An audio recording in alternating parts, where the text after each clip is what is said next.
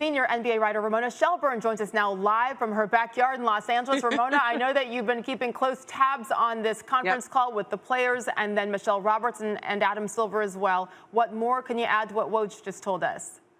Well, essentially, Adam Silver's message to the players is time is on our side, guys. Like, we don't have to make a decision right away. One player texted me saying they could go all the way into May and June. They want to see if testing gets better and improves around the country because the the NBA is determined to say we're not going to take tests away from first responders, from frontline medical workers, or from people who are symptomatic. Now, as we've learned in several markets where players are opening back up, they have been negotiating with local authorities to say that we're not taking tests away from anybody who needs them. The sooner that happens, that's a very big thing, Sage, because the sooner that happens, the NBA will have access to the type of testing it needs to not just go into a gym there and shoot in a mostly empty gym. I know you saw the aerial shot of the Cleveland Cavaliers building.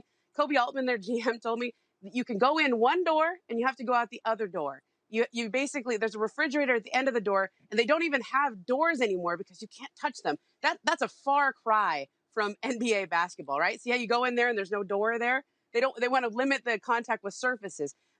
You know, shooting in a mostly empty gym with a player development coach with a mask on is not NBA basketball. But as soon as testing starts to ramp up, and that's what Adam Silver told the players on the call, within a month or two, they hope that testing around the country ramps up to the point where they can be testing their players regularly and enough that everybody feels safe, escalating things. To your point, though, Ramona, I understand when people say this isn't NBA basketball, especially when so many of them have the opportunity to work out and do some of those things in their own backyards. That just must feel so sterile. Here's another tweet that Woj just posted. He said some players told Silver that they were feeling pressure from organizations to return to volunteer workouts at facilities, and Silver said he'd address it with teams. That's according to sources, as our Woj just tweeted. That is really interesting, Ramona. Have you heard anything similar to that as far as players feeling pressure from the organizations? Yeah, you know, I think what's interesting with players is they've all figured out where to work out, Sage. Right. And I've heard anecdotally from players, from agents, that, you know, some guys call their old high school coach and say, hey, can I work out in the gym there? Some guys find a private gym where they can work out. Some have found outdoor basketball hoops. And so I think that players feel like they don't necessarily want to go through a 20-page manual just to be able to shoot in a mostly empty gym with somebody rebounding for them with masks and a glove on, when they can just go work out on their own. And teams, on the other hand, say, we feel a lot safer about our safety protocols than whatever's going on at your old high school.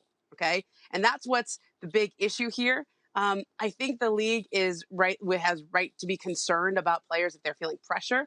But one of the other things Adam Silver said on this call, one player texted me this. He said, anything the league does right now is going to be done collectively, because anything they're doing is essentially modifying the collective bargaining agreement, right? And so because they're going to be doing this collectively, they're not going to force players into doing something they don't want to do. I spoke with Michelle Roberts, who is the NBA Players Association executive director this week, and she mentioned to me that some of the players feel like, you know, what happens if we get to a place where there's safety protocols, teams are coming back, basketball is coming back, and we still don't feel comfortable? And she says, I don't have a good answer for that right now.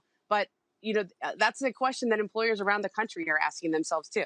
Yeah, and maybe this is why we heard people like Mark Cuban say, I don't know if this is even worth it when they're in there basically alone, and if they're maybe safer just staying at home. Ramona Shelburne, good work. Power outage in LA. All her lights went out. Your backyard is beautiful. Thank you for the latest on what's going on in the NBA. Thank you.